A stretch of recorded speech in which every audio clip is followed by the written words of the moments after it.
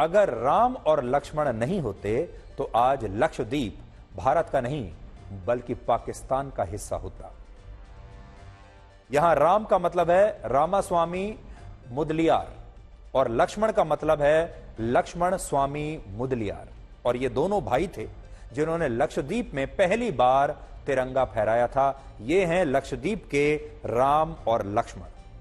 वर्ष 1947 में विभाजन के बाद हैदराबाद, जूनागढ़ और जम्मू कश्मीर के अलावा लक्षद्वीप को लेकर भी भारत और पाकिस्तान के बीच गतिरोध बना हुआ था। मोहम्मद अली जिन्ना का मानना था कि लक्षद्वीप में बहुसंख्यक आबादी मुसलमानों की है, इसलिए लक्षद्वीप पाकिस्तान को मिलना चाहिए, और भारत को भी इस दौरान यह बात समझ आ गई थी कि पाकिस्तान लक्षद्वीप पर कब्जा करने के लिए अपने युद्धपोत पाकिस्तान से अरब सागर में भेज सकता है। इस खतरे को देखते हुए सरदार वल्लभ भाई पटेल ने एक बहुत बड़ा फैसला लिया। उन्होंने मैसूर के 24वें और आखिरी दीवान रामास्वामी और उनके भाई लक्ष्मण स्वामी को सेना लेकर लक्षद्वीप पहुंचने का आदेश दिया, और इसी के बाद ये दोनों भाई लक्षद्वीप पहुंचे अपनी सेना लेकर, और वहां भारत का राष्ट्रीय ध्वज फहराकर उसे भारत का हिस्सा बना दिया। अलग अलग लेखों में यह बताया जाता है कि पाकिस्तान ने भी लक्षद्वीप पर कब्जा करने के लिए अपने युद्धपोत भेजे थे, लेकिन लक्षद्वीप में तिरंगा फहरते ही और फहरते हुए देखकर पाकिस्तान के इन युद्धपोतों को वहां से वापस लौटना पड़ा, और सरदार पटेल की सूझबूझ और राम और लक्ष्मण के प्रयासों से लक्षद्वीप भारत का हिस्सा बन गया। इससे भी दिलचस्प बात यह है कि लक्षद्वीप को यह नाम वर्ष 1973 में मिला था, जिसका मलयालम और संस्कृत भाषा में अर्थ होता है 1 लाख द्वीप। इससे पहले इस द्वीप समूह को अलग अलग नामों से पुकारा जाता था, जैसे लक्का द्वीप, मिनिकॉय और अमीन दीवी, ये इसके कुछ नाम थे। और वर्ष 1956 में यह द्वीप समूह केंद्र शासित प्रदेश बना। आज लक्षद्वीप में 95% आबादी मुसलमानों की है, लेकिन आपको जानकर हैरानी होगी कि 1000 वर्ष पहले लक्षद्वीप में 90% से ज्यादा आबादी बौद्ध धर्म के लोगों की थी।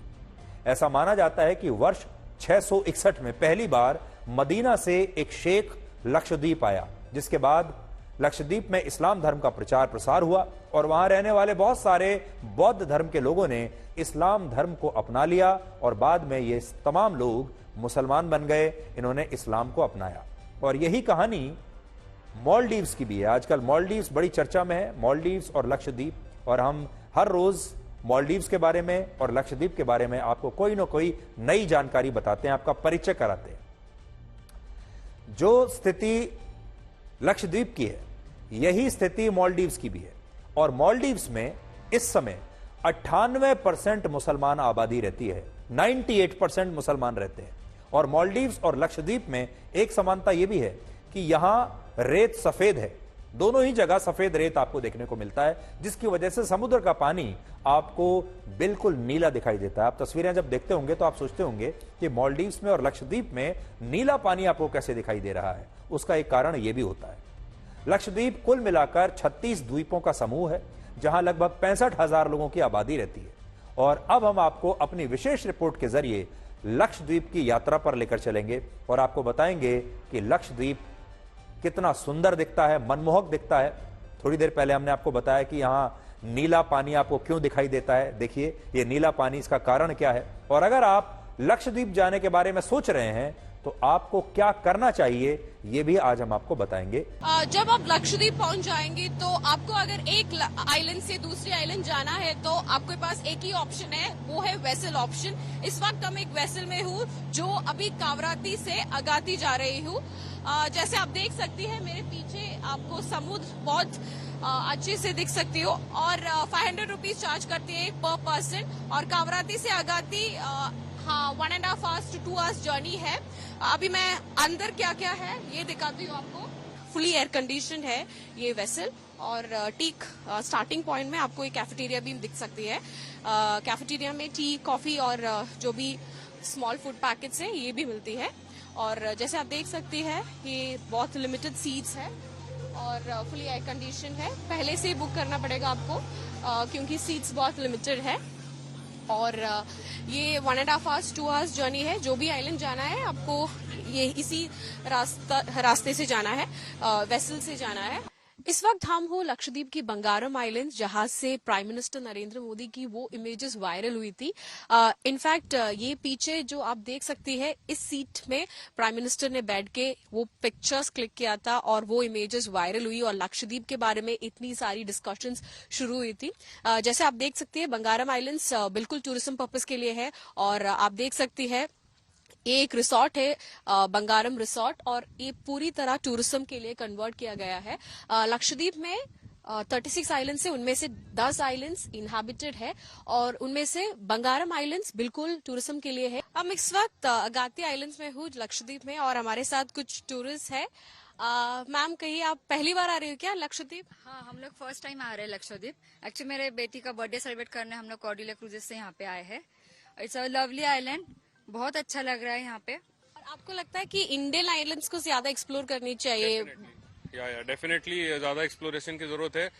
हम लोग मालदीव्स भी जा चुके हैं, मॉरिशस भी जा चुके हैं, but as compare to that this is nothing short. इस वक्त हम एक बीच होटल की बाहर खड़े हो, जैसे आप देख सकते हैं बीच के बहुत करीब है और जैसे आपको दिख सकती है व्हाइट सैंड और टूरिस्ट भी है। इस वक्त अगाती में हूँ हम, और अगाती में है लक्षद्वीप की एक ही एयरपोर्ट है लक्षद्वीप में और वो है अगाती आइलैंड्स में। और जो भी लोग एयरपोर्ट से सीधा इधर बीच होटल्स और बीच रिसोर्ट्स में आती है, खासकर होम स्टेज में भी आती है, और अगाती में ज्यादा आपको बीच होटल्स और होम स्टेज मिलती है रिसोर्ट से ज्यादा, क्योंकि ये बहुत थोड़ा, अगर आपका बजट कम हो तो आप होम स्टेज और ऐसी बीच होटल्स ले सकते हैं। अभी इस वक्त हम एक बीच होटल के अंदर रूम्स कैसा है ये दिखाती हूँ आपको। तो आप सीधा आके साइड में है इस होटल का रूम ऑप्शंस, और अभी ये है रूम, एक बेसिक सब फैसिलिटीज है, एसी, एयर कंडीशन है। तो ये बीच के बहुत सामने है। अगर आपको एक आइलैंड से दूसरी आइलैंड जाना है तो आपको वेसल्स लेनी पड़ेगी। समुद्र ही एक रूट है जो आप एक आइलैंड से दूसरी आइलैंड जाने के लिए एक ही वे है, वो है समुद्र की रूट। हम अभी यहाँ पे 4 दिन के लिए आए हैं। We are from Pune. तो अभी यहाँ पे बंगाराम, करावती, थिनक्कारा, यहाँ पे घूमना है, स्नॉर्कलिंग एंड वाटर एक्टिविटीज करनी है। तो बेसिकली पूरा मतलब लक्षद्वीप जो हम बोलते हैं अनटच्ड है या फिर जो अभी हिडन जेम है इंडिया का, तो वो अभी पूरा सब एक्सप्लोर करना है। आपको क्या लगता है, इस लक्षद्वीप मालदीव्स को एक कंपटीशन दे सकते हैं ब्यूटी देख के? ऑब्वियसली जब हम अगत्ती आइलैंड पे लैंड हुए थे, जब हमने मतलब पहली बार जब बीच देखा एंड एयरपोर्ट के बाहर, तो वी वर लाइक स्टन्ड कि मतलब इतना खूबसूरत नज़ारा था कि मालदीव्स मतलब जो हम फोटोज में देखते हैं उससे भी मतलब अच्छा लग रहा था। तो लक्षद्वीप की खूबसूरती तो आपने देख ली और ये सब हमारे अपने देश में है। अब हम आपको मालदीव्स के बारे में 10 ऐसी बातें बताएंगे जिसके बाद आप मालदीव्स जाने का प्लान शायद हमेशा के लिए कैंसिल कर देंगे और आपको यह पता चलेगा कि मालदीव्स दुनिया के सबसे कट्टर मुस्लिम देशों में से एक है, जहां पहुंचते ही शायद आपकी धार्मिक स्वतंत्रता गिरवी रख ली जाएगी। तो अब आप मालदीव्स के बारे में इन 10 बातों को ध्यान से सुनिए जो शायद आपको पहले नहीं पता होंगी। पहली बात, मालदीव्स का राजकीय धर्म इस्लाम है और मालदीव्स पूरी तरह से एक इस्लामिक देश है। दूसरा, मालदीव्स का नागरिक होने के लिए मुसलमान होना जरूरी है और अगर कोई व्यक्ति मुसलमान नहीं है तो उसे मालदीव्स की नागरिकता नहीं मिल सकती। तीसरा, मालदीव्स में इस्लाम के अलावा किसी भी अन्य धर्म का प्रचार प्रसार करना अपराध है, अपराध। चौथा, मालदीव्स में राष्ट्रपति और मंत्री बनने के लिए किसी भी नेता का सुन्नी मुस्लिम होना अनिवार्य है। पांचवां, मालदीव्स के संविधान में धार्मिक स्वतंत्रता का कहीं कोई जिक्र नहीं है और धर्म के मामले में मालदीव्स के लोगों के पास अभिव्यक्ति की आजादी का अधिकार भी नहीं है, यानी वहां लोग इस्लाम धर्म को लेकर किसी भी तरह की अभद्र आपत्तिजनक टिप्पणी नहीं कर सकते। जबकि हमारे देश में आपने देखा होगा, भारत में तो बहुत सारे हिंदू ही ऐसे हैं जो हिंदू धर्म का अपमान अक्सर करते रहते हैं अभिव्यक्ति की आजादी के नाम पर।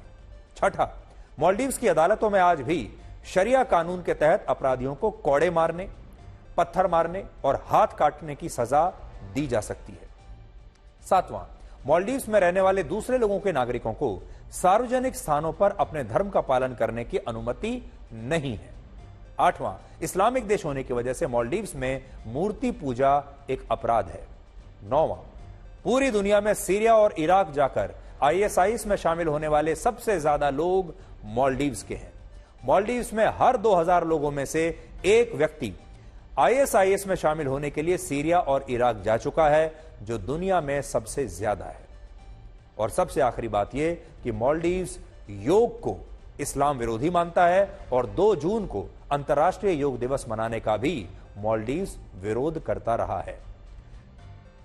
लेकिन विडंबना यह है कि जिस चीन में आज मस्जिदों को खुलेआम तोड़ा जा रहा है, जहां लाखों वीगर मुसलमान डिटेंशन कैंप्स में आज भी बंद हैं, जहां इस्लाम का एक अलग चीनी वर्जन बनाने की बात हो रही है, जहां मुसलमान अपना नाम मोहम्मद नहीं रख सकते, मालदीव्स के राष्ट्रपति इस समय उसी चीन की यात्रा पर हैं और भारत की नाराजगी की वजह से वो चीन से ये कह रहे हैं कि वो चीन से बड़ी संख्या में पर्यटकों को अब मालदीव्स भेजें, क्योंकि अब भारतीय तो मालदीव्स जाएंगे नहीं और मालदीव्स का बड़ा नुकसान होने वाला है।